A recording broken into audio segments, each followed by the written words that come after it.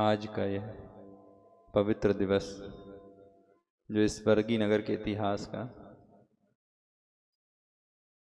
प्रथम पंचकलणक महामहोत्सव आचार्य भगवंत गुरुदेव श्री समय सागर जी के सत्संग सानिध्य में जो होने जा रहा है उसका यह प्रथम दिवस, जिसको आप क्या कहेंगे, ध्वजारोहण घट यात्रा दिवस।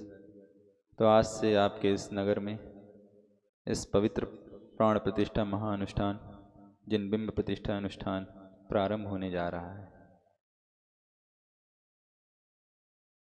ये जो पंचकलणक महामहोत्सव है, ये अपने जीवन की सबसे बड़ी शिक्षा है कि किस प्रकार इस संसार में एक भटकती आत्मा, अनादिकाल से परिभ्रमण करती हुई एक आत्मा, संसार सागर में घोते लगाती एक आत्मा, पापों से निकलकर अपने आप को उस परम पद पर स्थापित करती है, संसार से निकलकर उस सर्वोच्च स्थान पर सिद्धशला के ऊपर विराजमान करती है। इस पूरे यात्रा को हम इन 5 दिनों के दौरान अच्छे से देखेंगे, समझेंगे और जानेंगे कि किस प्रकार एक आत्मा 5 दिनों में अपना कल्याण कर लेती है। इसलिए अपन इसे पंच कल्याणक कहते हैं। हमें ये देखना है इन 5 दिनों में कि किस प्रकार एक पापी आत्मा पुण्यात्मा बन के परमात्मा बन जाती है, किस प्रकार एक पाषाण पत्थर से भगवान बन जाता है, किस प्रकार एक इंसान भगवान बन जाता है। ये 5 दिन हमें शिक्षा देते हैं कि हमें भी अपने इन जीवन में इस अनादिकाल से भटकती हुई आत्मा को उस परम पद पे स्थापित करना है। यही हमारे लिए लक्ष्य है कि हमें भी एक दिन मुक्ति का लाभ मिले, निर्वाण का लाभ मिले। और ये पंचकलणक महोत्सव बहुत पुण्य के, जब जन्मों जन्मों का पुण्य होता है तब हमें देखने मिलते हैं, इनमें सहभागिता निभाने का अवसर प्राप्त होता है। तो आप लोग भी बहुत पुण्यशाली जीव हैं, जो आप सबको भी अपने जीवन में ये अवसर एक नहीं, 2 नहीं, शायद तीसरी बार इस नगर में पंचकलणक हो रहा है, चौथी बार आपको ये अवसर प्राप्त हो रहा है। वो भी साक्षात आचार्य परमेष्ठी आपके समक्ष विराजमान है। अभी तक तो मुनि महाराज जी के सानिध्य में हुआ, ये प्रथम बार है जब आचार्य भगवंत के सानिध्य में आप सब लोग इस महामहोत्सव को करने जा रहे हैं। तो आज का ये प्रथम दिवस, तो सर्वप्रथम आज क्या होता है, मंगलाचरण के रूप में घट यात्रा। घट यात्रा के बाद क्या होता है, ध्वजारोहण। ध्वजारोहण के बाद क्या होता है, मंडप शुद्धि। मंडप शुद्धि के वेदी शुद्धि, मंडप शुद्धि। इसके बाद भगवान गर्भ में आएंगे। फिर उनका, भगवान तो गर्भ में नहीं आते, लेकिन एक होनहार बालक जिसको भगवान बनना है वो गर्भ में आएंगे। फिर उनका जन्म होगा, फिर उन्हें वैराग्य होगा, दीक्षा कल्याणक आप सब मनाएंगे। फिर उनको केवल ज्ञान होगा और आखिरी दिन मुक्ति हो जाएगी। और ये पंचकलणक पूर्ण हो जाएगा क्या? नहीं, वो सदा सदा के लिए अनंत सुख को प्राप्त करके लोक के अग्रभाग में स्थित हो जाएंगे। तो अब सर्वप्रथम अपन को ये समझना है कि ये जो अवसर आपको प्राप्त हो रहा है उसके लिए कितने पुण्य की आवश्यकता होती है और उससे आपको कितना पुण्य लगता है, कैसे कैसे आपके अंदर परिणाम पवित्र होते हैं और कैसे आपकी यात्रा प्रारंभ होती है इस मंगलाचरण के द्वारा। तो शास्त्रों में एक बात लिखी गई है, एक श्लोक आता है, उसमें इसका वर्णन किया गया है। कुंतु भरी दाल भेदते, कुंतु भरी दाल भेदते, जिन भवड़े जो ठवई जिन पणिमम, सरी सब में तम पी लहे, सरी सब में तम पी लहे, सो नरो तिरियर पुण्यम। अर्थात जो मनुष्य अपने पूरे जीवन काल में इस पंचकलणक की महिमा बता रहे हैं, जिन बिंब प्रतिष्ठा की महिमा बता रहे हैं कि जो मनुष्य अपने पूरे जीवन काल में धनिये के पत्ते के बराबर, कितना छोटा, धनिये के पत्ते के बराबर जिन मंदिर भी बनवाता है, अगर जो व्यक्ति अपने जीवन में ऐसे परिणाम करता है कि धनिये के पत्ते के बराबर जिन मंदिर का निर्माण कराता है और उसमें सरसों के दाने के बराबर, कितनी, सरसों के दाने के बराबर जिन प्रतिमा की स्थापना कराता है, तो वह तीर्थंकर पद के पाने के योग्य पुण्य को एकत्रित कर लेता है, प्राप्त कर लेता है। देखो क्या जिन प्रतिष्ठा, प्राण प्रतिष्ठा, पंचकरण की महिमा और जिन प्रतिष्ठा की महिमा आचार्यों ने क्या लिखी है कि जो व्यक्ति अपने जीवन काल में धनिये के पत्ते के बराबर भी जिन मंदिर का निर्माण कराता है और उसमें सरसों के दाने के बराबर अगर जिन बिंब की स्थापना करता है, तो वह तीर्थंकर पद के पाने के योग्य पुण्य को एकत्रित कर लेता है, अर्जित कर लेता है। और यहाँ आचार्य लोग इतना भी बखान करने में नहीं रुके, आगे कहते हैं जो पुण्य जिनिंदम भवनम, जो पुण्य जिनिंद भवनम समुणयम परिहि तोरण समग्गम निम्मा वै तस्य फलम कोसक्कई वीणोम शैलम।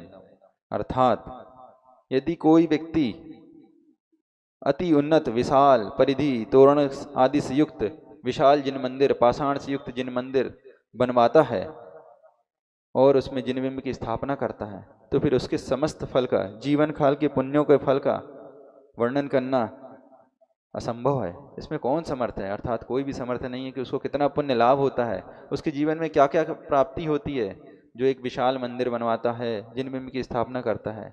तो आपको सोचना है कि आप अपने जीवन में कितने पुण्यशाली हैं, जो आपको ऐसे आचार्य भगवंत गुरुदेव श्री विद्यासागर महाराज जी, आचार्य भगवंत गुरुदेव श्री समय सागर महाराज जी का सानिध्य प्राप्त हुआ।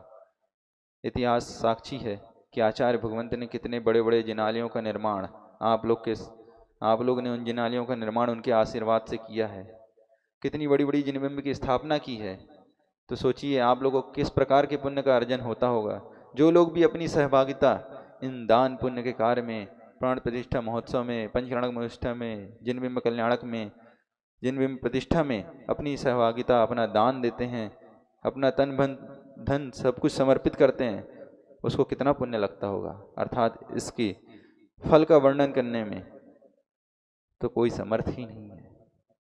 असंख्यात गुणी कर्मों की निर्जरा होती है, अपने अनंत भवों की परंपरा का विच्छेद होता है, सम्यक दर्शन की प्राप्ति होती है और हमारा चुल्लू भर पानी लायक हमारा जो संसार बचता है, जैसे अनंत संसार समुद्र है, उसमें एक मुट्ठी जल अगर कोई ले ले, एक चुल्लू भर पानी जल ले ले, तो कितना थोड़ा सा कहलाता है। अगर हम जिनमें भी प्रतिष्ठा करते हैं और ऐसी जिनमें की स्थापना करते हैं, तो हमारा भी संसार इतना सा ही बचता है, क्योंकि हम सम्यक दर्शन को प्राप्त कर लेते हैं, सम्यक ज्ञान को प्राप्त कर लेते हैं और एक दिन सम्यक चारित्र को प्राप्त करके निर्माण का लाभ कर लेते हैं। तो देखिए आचार्य लोग इस पंच कल्याणक प्रतिष्ठा महोत्सव का कितना व्याख्यान करते हैं। और अब आप देखेंगे कि इतना ही नहीं, इस पंचकल्याणक में आप देखेंगे कि तीर्थंकर प्रभु का जन्म होता है। तो जब तीर्थंकर प्रभु का जन्म कब होता है, ये प्रश्न आपको वही बार बार आता होगा कि आखिर तीर्थंकर प्रभु का जन्म कब और क्यों और कैसे होता है। तो आचार्यों ने, आचार्य रविसेन भगवान महाराज ने पद्म पुराण में इसका वर्णन किया है। उन्होंने कहा है कि आखिर इस धरातल में तीर्थंकर कब उत्पन्न होते हैं। तो आचार्य रविसेन महाराज कहते हैं कि आचार्याणाम विघातेन, आचाराणाम विघातेन कुदृष्टि च संपदा धर्मज्ञानी धर्मग्लानी परिप्राप्त मुच्छन्तो जिनोत्तमा। अर्थात जब उत्तम आचार का विघात हो जाए, चारों ओर पाप फैल जाए, दुष्प्रवृत्तियां फैल जाएं, सब व्यक्ति जब आचरण विहीन हो जाते हैं, धर्म को भूल जाते हैं और मिथ्या दृष्टियों के पास, पापियों के पास लक्ष्मी की वृद्धि हो जाती है, उनके घर में धन संपदा वैभव बढ़ जाते हैं, और जब लोगों की सच्चे धर्म के प्रति, जिन शासन के प्रति, वीतराग प्रभु के प्रति, गुरुओं के प्रति ग्लानि उत्पन्न होने लगती है, तब जाके तीर्थंकर का जन्म इस धरातल पे होता है। तब जाकर के तीर्थंकर प्रभु इस धरातल पे जन्म लेते हैं और इस धर्म का प्रवर्तन करते हैं। युग के आदि में भगवान आदिनाथ भगवान हुए हैं, जिन्होंने जब भोग भूमि का अंत हुआ और कर्म भूमि का प्रारंभ हुआ, तब इस धरातल पे जन्म लेकर, उत्पन्न होकर इस जिन शासन का, धर्म तीर्थ का प्रवर्तन किया है। उन्होंने सभी विद्याओं को, कलाओं को आप लोगों को, हम सभी को प्रदान किया है। ये सब आप देखेंगे परंपरा अनुसार। सर्वप्रथम जब युग का प्रारंभ हुआ, तो इन 5 दिनों में आप देखेंगे कि किस प्रकार आदिनाथ भगवान का गर्भ कल्याणक मनाया जाता है, जन्म मनाया जाता है। किस प्रकार इस संसार में जब धर्म का विच्छेद होने लगता है तो किस प्रकार इस तीर्थ पर, इस धरातल पर धर्म का प्रवर्तन करते हैं और इस धर्म के रथ को आगे बढ़ाते हुए स्वयं का कल्याण करते हैं और पर का कल्याण करते हैं और मुक्ति का लाभ को प्राप्त करते हैं। इन 5 दिनों में आप ये चीज़ सीखेंगे। तो मैं बात कर रहा था कि आज प्रथम दिन इस पंचकरणक का घट यात्रा महोत्सव। इस घट यात्रा महोत्सव में क्या होता है? ये घट यात्रा महोत्सव आपको अपने जीवन में ये शिक्षा देती है कि हमें अपने जीवन पे कहाँ हैं और कहाँ पहुँचना है। इस घट यात्रा महोत्सव में आप देखेंगे कि सौभाग्यवती महिलाएं, बहनें, बच्चियां अपने सिर पर मिट्टी के कलश रखकर इस जिन मंदिर से लेके उस पवित्र स्थल तक पहुँचेंगी जल भरकर, जिसके द्वारा उस मंडप की शुद्धि होगी, जो शुभ शकुन का प्रतीक होता है। ऐसा वो मिट्टी का कलश, वो मिट्टी का कलश ही अपन को शिक्षा दे रहा है कि हम क्या हैं और हमें क्या बनना है। इस घट यात्रा से, इस मंगलाचरण के रूप में अपन ये सीखेंगे कि वो मिट्टी हमें क्या शिक्षा देती है, वो कलश हमें क्या शिक्षा देता है। जिस प्रकार वो कलश पूर्व में क्या था, मिट्टी की पर्याय के रूप में था और बाद में वो कलश बना। उस मिट्टी की पर्याय से कलश तक की यात्रा में उसने क्या क्या सहन किया, वो कैसे वहां तक पहुंचा है, यही पूरी चीज पंचकरणक बताती है। और यही वो पूरी कहानी मिट्टी से कलश की कहानी बताती है। हमें सोचना है कि वो मिट्टी कहाँ थी। वो मिट्टी लोगों के पैरों तले रहती है। कलश बनने के पूर्व वो मिट्टी कहाँ रहती है? पैरों के तले रौंदी हुई रहती है। जब कभी उसके पूर्व पुण्य का उदय आता है तब जाकर कोई कुम्हार उस मिट्टी की ओर देखता है और उस मिट्टी को देखकर सोचता है कि इसका मैं उपयोग कलश के लिए कर सकता हूँ, इसमें योग्यता है कलश बनने की। ये तो यहाँ जमीन पर पड़ी हुई है, लोगों के पैरों तले खुंद रही है। कभी कीचड़ का रूप लेती है, कभी कंकड़ का पत्थर इसमें मिल जाते हैं, कभी कोई रूप ले लेती है, कभी खेती के लिए, कभी जोती जाती है, कभी खूंदी जाती है, कुचली जाती है। इसका संसार तो बहुत दुर्गम है, दुर्दशापूर्ण है। एक काम करता हूँ, मैं इसको अपने साथ ले चलता हूँ, रख लेता हूँ। तो वो क्या कर रहा है? वो कुम्हार उस मिट्टी को देखकर पहले उसमें क्या करता है? कुदाली चलाता है। अर्थात उस मिट्टी को क्या सहन करना पड़ रहा है? उसकी यात्रा का प्रारंभ यातनाओं से हो रहा है, ठोकरों से हो रहा है, दर्द से हो रहा है। तो मिट्टी कुदाली के प्रहार को सहन करती है, तब जाकर वो मिट्टी खुदती है और वो खोद खोद करके उस मिट्टी को एक तसले पे रख लेता है। अभी भी उसकी यात्रा में दर्द खत्म नहीं हुए। उसको ले जाकर वो अपने घर के आंगन में पटक देता है, फेंक देता है, ढेर बना देता है। अब क्या कर रहा है? उसको सूखने छोड़ देता है। अब वो गर्मी में वो मिट्टी पहले सूख रही है, गर्मी को सहन कर रही है अपने जीवन में। अब जब गर्मी को सहन करते करते वो सूख जाती है, अब उस कुम्हार उस मिट्टी को क्या कर रहा है? चाल रहा है, उसमें से कंकड़ कंकड़ अलग कर रहा है, मिट्टी मिट्टी को छान रहा है। अब उसको वो घिस रहा है, चलनी पे हिला रहा है, डुला रहा है। उसको अभी भी वो मिट्टी सहन कर रही है कि हाँ, मेरा कल्याण होने वाला है शायद, इसी भावना से वो सब कुछ सहन कर रही है।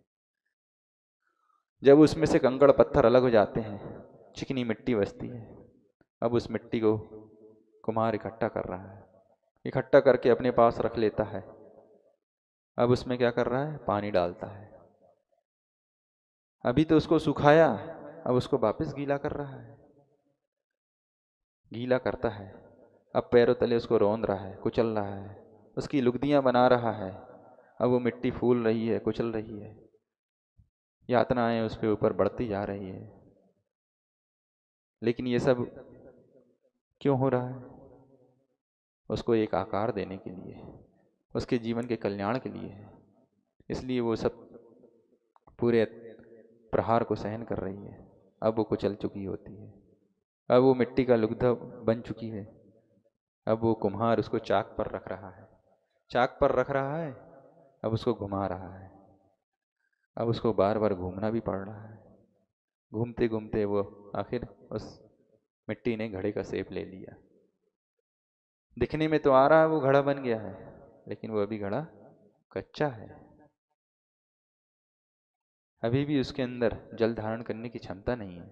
अगर आप जल डाल दोगे तो वो वापस मिट्टी बन जाएगा, ढह जाएगा, अर्थात वो अभी परिपक्व नहीं हुआ है। तो अब उसको अग्नि में पकाया जाता है, अर्थात उसको अपने जीवन की अग्नि परीक्षा देनी पड़ रही है। अंतिम परीक्षा अग्नि परीक्षा। इतने ज़्यादा टेम्परेचर पे, तापमान पे उसको तपाया जाता है, तब जाके वह मिट्टी, वह घड़ा स्वर्ण तप्त होकर स्वर्ण के समान हो जाता है, पक जाता है। तब जाकर उसमें जल धारण करने की क्षमता आती है।